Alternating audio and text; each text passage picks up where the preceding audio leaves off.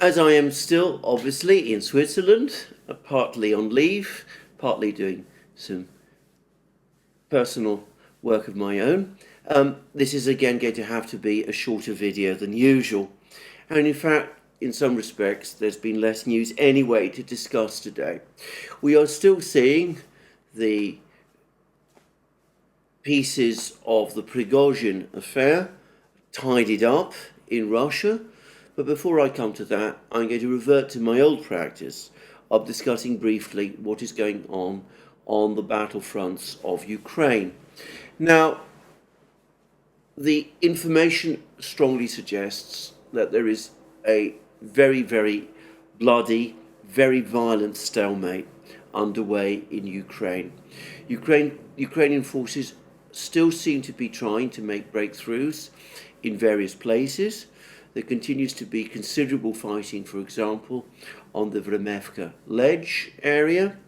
And from time to time, Ukrainian forces also advance south of Orechov in the Zaporozhye region, and they also seem to try to make attacks near the village of Pyatikhatki, which was the topic of much of the commentary about a week ago, before the Pregozhin affair exploded on us. That village, by the way, seems to be securely now in the grey zone. There are no troops from either side occupying it, but the Russians control the higher ground around it, and Ukraine has not been able to consolidate control in this in this particular settlement. In fact, has failed to securely capture this settlement. Anyway, Ukraine continues to make attacks in this area, but so far, it seems, without any significant success. Every so often, it reports the capture of the odd further village. In the Vremevka ledge area, it continues to make extremely slow, incremental progress, apparently at extremely heavy cost. The Vremevka ledge itself is hardly a strategically important region in terms of the overall situation on the battle lines in this part of Ukraine. And beyond that, of course, the major Russian fortified lines are well to the south, and almost a month now after the offensive was launched, 3 weeks after the offensive was launched on the 1st of June, or the 4th of June, Ukraine has not yet even reached those fortified lines, despite the very, very heavy losses it's absorbing. Now, I think the important thing to stress is that this was not the original Ukrainian plan. The original Ukrainian plan, and we're not just talking here about a Ukrainian plan, we're talking about a plan agreed with the Western powers, was that an armored fist heading south from Orechov would break through the Russian fortified lines, press on to the town of Tokmak, capture Tokmak, drive through Tokmak towards Melitopol, capture Melitopol within the first 4 or 5 days, and then maybe, possibly, head on further south towards the Sea of Azov. Now, the reason why we can say with confidence that that was the original Ukrainian plan is because we now have more and more information about the scale of the disaster that Ukraine experienced when this armored fist was properly activated on the 8th of June. And it has taken a long time for video and photographic evidence to be assembled, but it has now gradually been so, and we've had information starting to trickle through, and some of it is coming through to the Western media as well. And it's now become clear that over and above the dozens of tanks, the scores of tanks that Ukraine lost just in that one sector, the Orechov sector, on that one day, at least 17 Bradley infantry fighting vehicles, 15% of the total supplied were also lost. And there was also large numbers of losses of Ukrainian equipment. Much of the disaster, much of the devastation was inflicted by mines, but also by anti-tank missiles, by Russian anti-tank crews, by artillery. It was a total disaster. And the figure of 17 Bradley infantry fighting vehicles that Ukraine lost, which has been cited in multiple sources now, that apparently represents Ukrainian losses of Bradley infantry vehicles on that one day and in that one sector of the battle lines. Now, since then, Ukraine has continued to lose Bradley infantry fighting vehicles, and I said incorrectly yesterday that the United States was going to supply another 50 of them. The actual number is 30, and that includes the 15 that it agreed to supply about a week ago, which were essentially replacements for the 17 Bradleys that were lost on the 8th of June. We can assume that the additional 30 Bradleys replace other Bradleys that were lost in other places on the battle lines during the fighting that has been ongoing since the 4th of June. And in fact, I understand the Pentagon spokesman has in effect admitted that these are replacements for Ukrainian losses. And that gives us some idea of how catastrophically wrong the Ukrainian offensive went in its first 2 weeks. Ukraine, over the course of those 2 weeks, lost something like 40% of the Bradley infantry fighting vehicles it was supplied, many, many more of its other armoured vehicles, and of course the greater, or at least a significant part of its Leopard 2 tanks. And of course human casualties I cannot assess. Anyway, after that debacle, after that disaster, Ukraine changed its tactics, and as I said, instead of maintaining the offensive in that kind of way, instead of trying to punch through with heavy armoured punches on the southern battle lines, it's instead made attempts to launch incremental attacks on the Vremevka ledge to at least show some sign of progress, and it's also launched occasional attacks in south of Orekhov and in the Pyatikhatki area, but these are nothing like on the kind of scale of what Ukraine attempted in the first 2 weeks of its offensive. So the situation on the southern battle lines is stable. Now, there's been a very considerable intrigue over what has been going on near the Antonovsky Bridge. Now, the Antonovsky Bridge was this big bridge that the Soviet Union constructed, linking the city of Kherson on the west bank of the Dnieper with Kherson region east of the Dnieper River. And the Russians, as we all know, pulled back in the autumn from the west bank of the Dnieper River and consolidated on the east bank, abandoning the city of Kherson to the Ukrainians, who have, by the way, however, never fully and completely occupied it.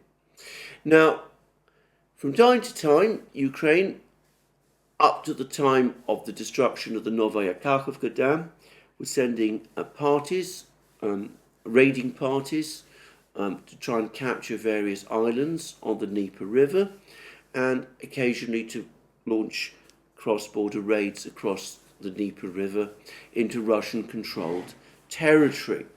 And over the last week or so, there have been reports that a raiding party of around 50 men, reinforced by speedboats crossing the Dnieper River,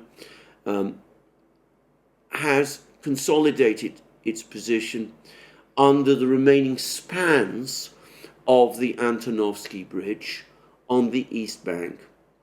Now, yesterday, the Russian Ministry of Defense said that a sabotage and reconnaissance group of 50 men by Ukraine's had been eliminated on something that it called the Antonovsky Island. And this is a bit puzzling, but over the course of yesterday and today, clarification started to appear that this particular group of 50 men did not actually establish itself on the East Bank exactly, but on an island within the river, or within the area of the former area of the river. It seems that the collapse of the Novaya Kakhovka Dam and the changes in the water channels have left a certain amount of open ground, and it was somewhere along on this sort of ground that this light infantry force was able to establish itself. Now, as I said, there's been a lot of intrigue about this. As I said, the Russian Ministry of Defense yesterday certainly gave the impression that this group had been fully eliminated. There's been more reports since that suggest that some kind of fighting is still going on in this general area. It doesn't seem as if large numbers of men are involved, and a report by Redovka, this is the Smolensk-based Russian newspaper, said that after Russian airstrikes, Russian troops are in fact clearing this area of the remaining Ukrainian troops. My own sense is that this is a relatively small incident, at least up to this point, more intended as a distraction than as a precursor to some great offensive, some great amphibious landing across the Dnieper in this particular area.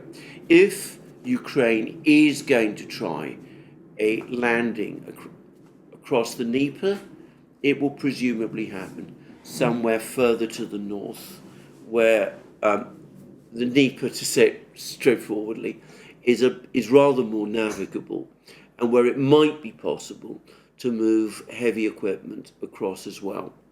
So anyway, this perhaps incident bears some watching. It may be actually close to ending, but whatever it is, it doesn't look to me particularly important at the moment. Now, Ukraine continues to talk volubly and with a great deal of frightening language about a potential accident at the Zaporozhye nuclear power plant.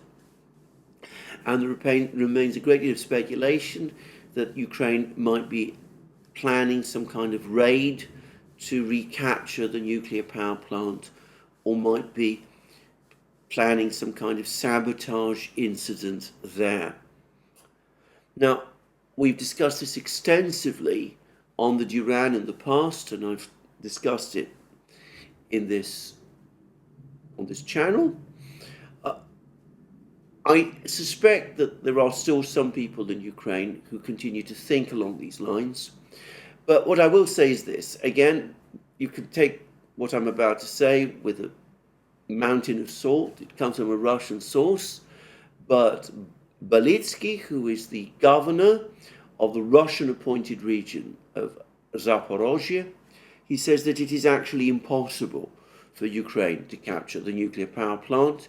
It is far too heavily defended, and though he didn't say so, I suspect that the Russian assessment mirrors one which I have suggested, which is that the Kakhovka reservoir, now largely empty of water, actually forms an even more impassable barrier now than it did when it was full of water before the destruction of the Kakhovka Dam.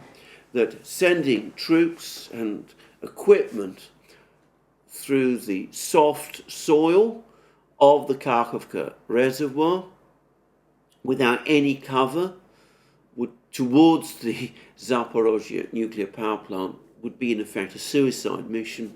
They would be destroyed long before they ever got there, especially given Ukraine's lack of ability to provide air cover to these troops, and realistically, it's not a viable option. Well, we will see whether Belitsky is right and whether things at the Zaporozhye nuclear power plant are as stable as he says. Meanwhile, I get the sense that with the situation on the Zaporozhye front lines, for the moment at least, a deadlock, and with plans for landings, amphibious landings, across the Dnieper into eastern Kherson, perhaps still looking very problematic. The weight of Ukraine's offensive has now switched back to the former area of Bakhmut. And I noticed that Marochko, the lieutenant colonel of the Lugansk militia, who is been a long-standing commentator of fighting in this part of Donbass, he says that there's now a significant concentration, around 20,000 men of Ukrainian troops in the Solidar area, and he in north of Solidar, in the Kramatorsk Solidar area, and of course it was also in this area, further south to the southwest of Artyomsk, the former Bakhmut, that Ukrainian troops, a Ukrainian raiding party, approached the village of Kurdyumovka, captured by the Wagner forces in November, and raised a flag, not, it must be stressed, in Kurdyumovka itself, but on open ground near a dam across a small river in the area. Anyway, it does seem that there's been a lot of fighting in this area and that the Ukrainians are pressing hard in this area. So far, it also seems as if they've failed to achieve any significant breakthrough or any actual breakthrough. And it also seems as if in some places at least, the Russians have also been on the attack in this area as well. But it does make a kind of sense, because with Bakhmut only having been captured in May, the Russians have not had the time to fully consolidate their control of this area since Bakhmut fell, and they haven't therefore had the time to build the complex system of fortifications and minefields that have been such a problem for Ukraine on the southern front lines. And though I'm not making any predictions as to how this battle is going to turn out, because I can't, I can believe that the Russians are going to be more pushed in this area than they are in the main battle lines further south.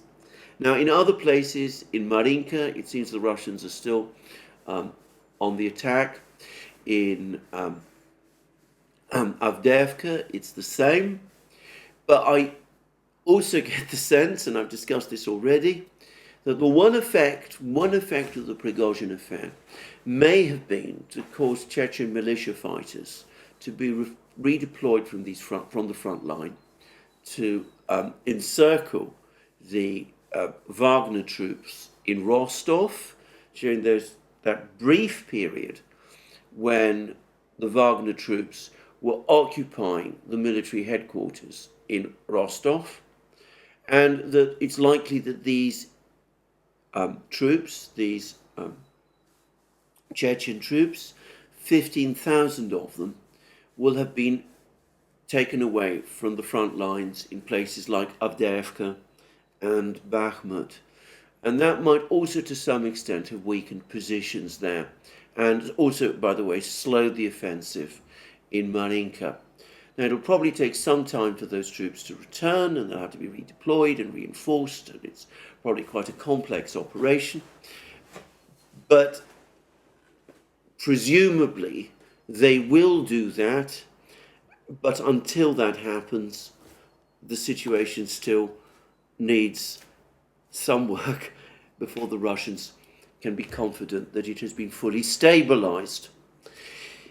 whilst I'm on the topic, by the way, of these Chechen forces, it seems that Putin himself has now had a meeting with Ramzan Kadyrov, the president of Chechnya, who has played a key role both in supporting the Russian forces in the Donbass front lines, but also, it must be said, in helping to suppress the Pregozhin mutiny. I haven't had many details about this, but anyway, it does seem that that there has been some kind of a meeting between Putin and Kadyrov, and no doubt Putin, if that meeting has indeed happened, it's not yet been confirmed as far as I can see on Putin's website, but if that meeting has happened, then no doubt Putin is once again thanking Kadyrov for his loyalty and the loyalty of his soldiers. But anyway, we'll come to the Pregozhin affair briefly in a moment. But anyway, that probably is the situation on the front lines at the moment. One further point I will make, and it's one I get to make relatively briefly, is that this concern about the situation in Bakhmut might explain the major missile attack on a pizza restaurant in the town of Kramatorsk, which took place on the 27th of June. Now, this is a major missile attack, and it seems that the Russians are claiming that over the course of it, 2 Ukrainian generals, 50 Ukrainian officers, and 20 presumably fairly senior foreign mercenaries were killed in this particular area. So, in this particular missile strike. This missile strike has attracted a lot of attention in the Western media, as these missile strikes sometimes do. Again, there's been claims that civilians were killed, but photographs clearly show that some Western fighters were there, including at least one American, and apparently there were some Colombians in the general area also, so maybe they were civilians. But regardless of that, the Russians claimed that this was what they attacked was a senior conference of some senior Ukrainian officials, including 2 Ukrainian generals. And though we don't have a huge amount of information, I suspect that this is in some way related to the fighting in the Bakhmut area. Anyway, that's, it seems to me, a general overview about the situation on the front lines. Now, there is a huge amount of information now pouring in about the Pregozhin affair. It's going to take me a while to piece it all together.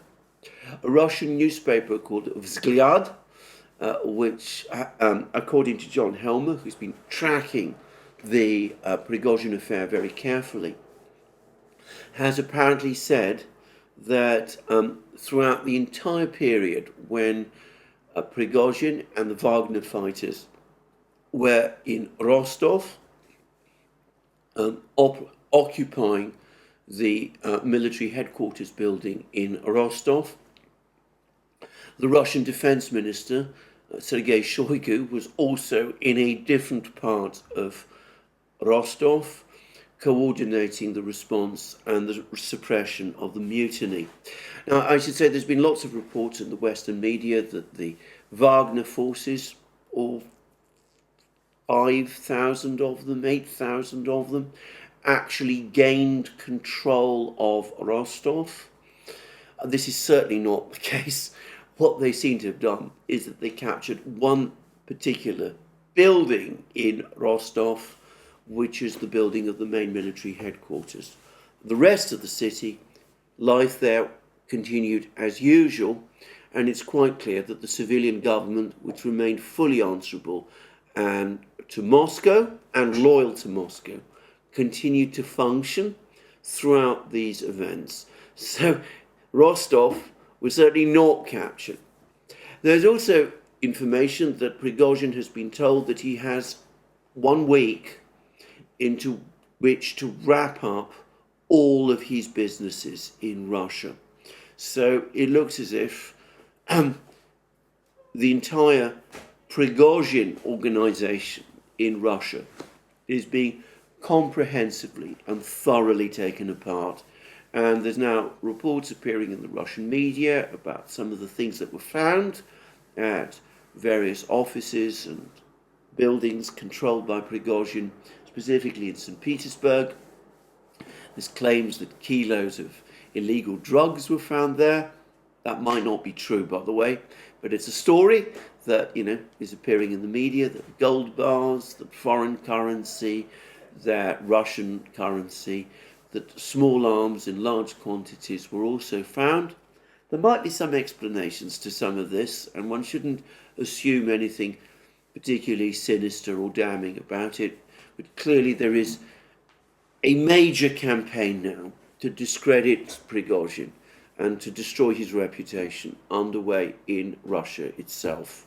And there's reports that Putin himself has been on some kind of a walkabout in Moscow to meet the people, to show them again that he's there and fully in control, which he clearly is, and that the situation is stable.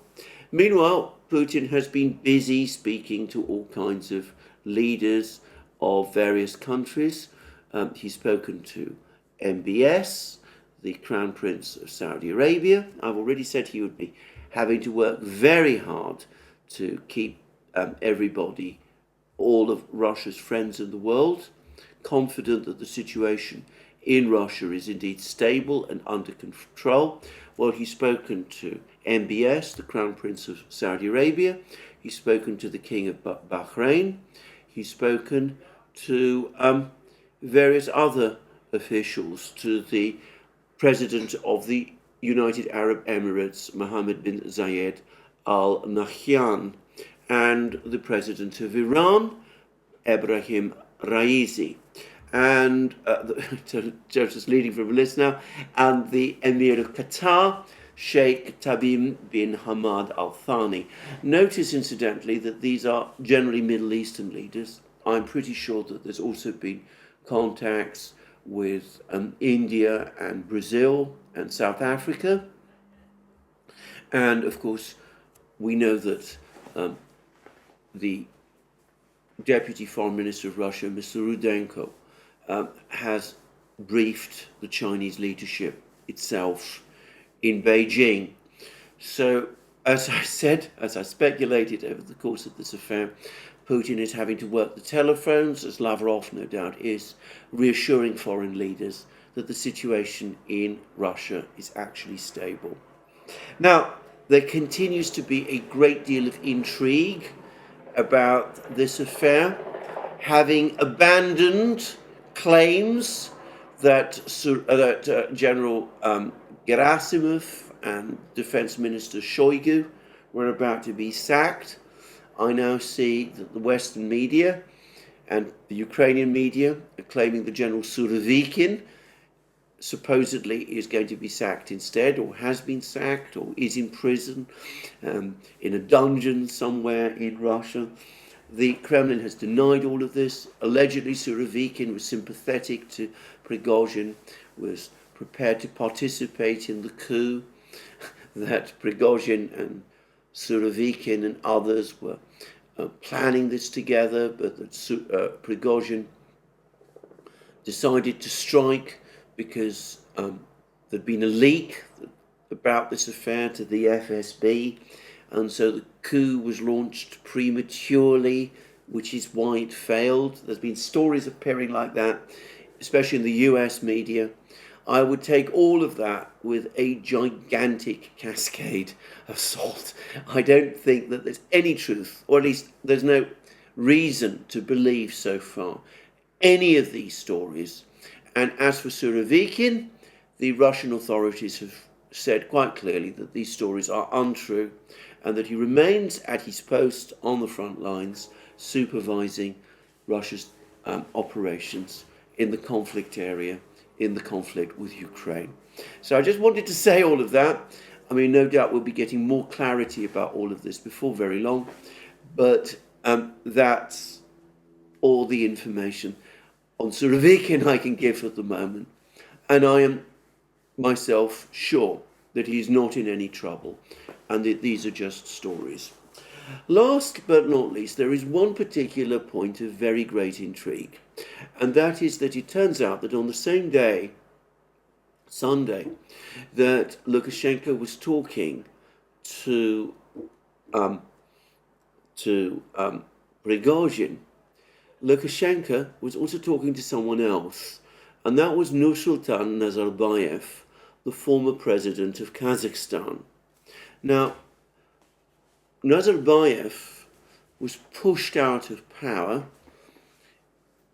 over the course of what it is now fairly clear was a protracted power struggle, which brought to power the present president of Kazakhstan, Mr. Tokayev.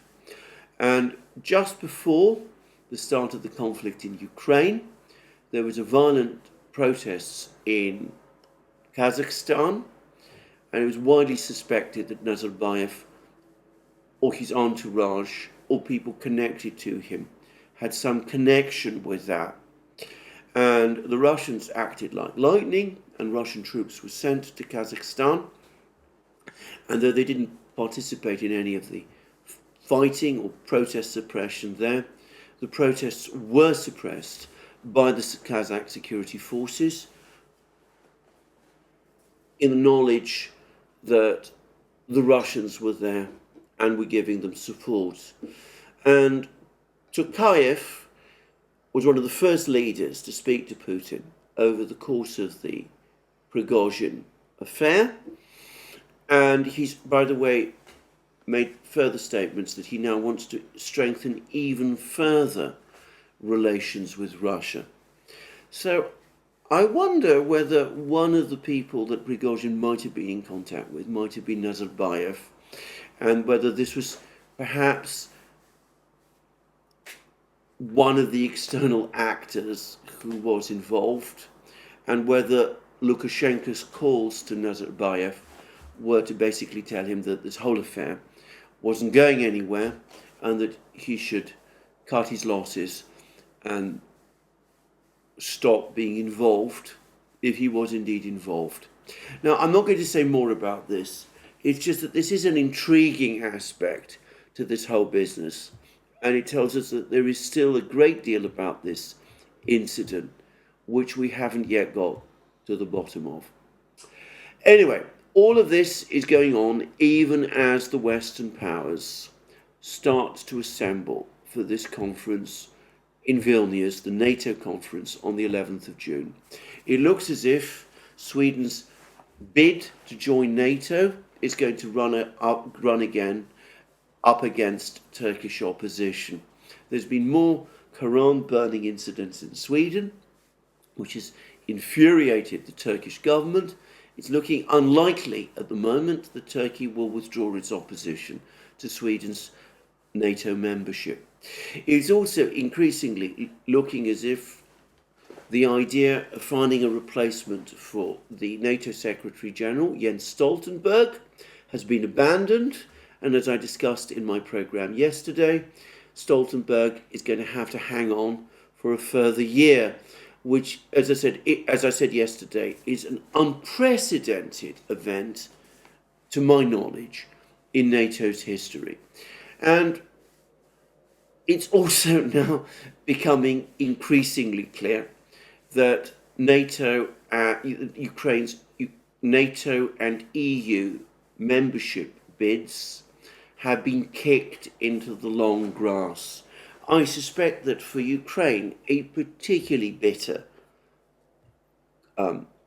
comment is a statement from the government of Denmark that they don't think that it's appropriate to short-circuit the process for Ukraine to enter the EU. So, at the very least, NATO and EU membership for Ukraine are years away. Perhaps they will never happen. And the Ukrainians once this thing sinks in, it seems to me, are inevitably going to be embittered. To reiterate again, this entire conflict between Ukraine and Russia originated because of the Ukrainian leadership's determination to distance Ukraine from Russia and to integrate Ukraine fully with the West, for Ukraine to join NATO and for Ukraine to join the EU. The crisis that led to the collapse of President Yanukovych's government in February 2014 arose because President Yanukovych put the brakes on an association agreement with the EU, which was supposed to lead eventually to Ukraine's EU membership. And of course, the whole crisis, the overarching crisis between Ukraine and Russia, was massively magnified by that disastrous decision at the NATO's Bucharest summit meeting in 2008 to offer Ukraine eventual NATO membership. So, having been strung along for all these years, the Ukrainians appear to be told it's not going to happen anytime soon. Stoltenberg is telling Ukraine that you must first win the war against Russia before NATO membership can even be discussed. And as I've said already, that all but incentivizes the Russians to continue the war. Now, the presidents of Lithuania and Poland have just gone to Kiev. There's much speculation as to what they've gone to Kiev to discuss. My own view is that they've probably gone to Kiev to pass on this bad news in advance to Zelensky and to tell Zelensky to take whatever comes. And there's now all sorts of talk of watered down NATO guarantees for Ukraine, which presumably would be more arms supplies, but certainly not treaty obligations to come to Ukraine's defense in the event that Ukraine were to find itself again in a war with Russia. And the Ukrainians will probably say to themselves, well, how does that differ from what we have at the moment? So it's far from a satisfactory situation from the point of view of Ukraine, and that is inevitably and entirely the product of Ukraine's own failure to achieve big breakthroughs on the battle lines. Well, I'm going to finish this program by referencing a very interesting article that has appeared in the London Times by the journalist and commentator Roger Boys. Now, Roger Boys, in my experience, is somebody who, as a commentator and analyst on international affairs, mostly gets things wrong, but who is nonetheless somebody very well worth reading, because he does reflect very accurately the thinking within the British government. And Roger Boys, seems to believe that at some point this autumn, negotiations between the Russians and the Americans about the conflict in Ukraine are going to begin, and that this is going to culminate in some kind of partition plan and a long-term freezing of the conflict with some kind of Korean-type arrangement being what America has in mind. Now, I've already explained why a Korean arrangement is not going to be acceptable to the Russians. Lavrov has already said that the Russians have no alternative but to pursue the objectives of the special military operation, demilitarization, neutral status, denazification, all of protection of Russian speakers in Ukraine, all the way to their conclusion. I cannot help but think that Lavrov's words are partly intended as a signal to the Americans in advance of these talks. I suspect, however, the talks of some form will probably begin in the autumn, and it's quite likely that the Ukrainians are now being told about this by the Poles and Lithuanians, and that they'll be told about this again by the Americans in the summer. And I expect that these negotiations, rather like the Paris negotiations, which led to the US's disengagement from the Vietnam War, I expect that these negotiations will continue for years, or at the very least months, even as the fighting continues. And the negotiations in Paris, their true purpose, as eventually became completely clear, was to find the United States some sort of face-saving exit from Vietnam. And I can't help but think that in the minds of at least some US officials, any negotiations that begin between the United States and the Russians this autumn will have the same purpose, to seek some sort of face-saving exit for the United States from the war in Ukraine. The Ukrainian offensive looks like it's not going to achieve any dramatic results. Russia is becoming more and more powerful. The crisis with China is deepening. The situation in Europe is deteriorating. Logically, the United States needs to find some way out. Well, we'll see whether that happens. We'll see what view the Russians have. I think if those negotiations do begin, the Americans will find the Russians at least as difficult people to negotiate with as they found the Vietnamese in the 1970s. But anyway, we will see where this goes. But I suspect that come the autumn, negotiations will start to crystallize, a negotiation process will start to crystallize, at which point the most dangerous period of this conflict will probably have passed. Well, that's me for today. More from me soon. To remind you again, you can find all our programs on our various platforms: Locals, Rumble, BitChute, ODYSEE, Rockfin and Telegram. You can support us via Patreon and Subscribe Star, links under this video. You can go to our shop, buy the great things that you will find there: magic mugs, hats, hoodies, t-shirts, sweatshirts, all those great things. And last but not least, if you've liked this video, please remember to tick the like button and to check your subscription to this channel. Thank you for joining me again today. More from me soon.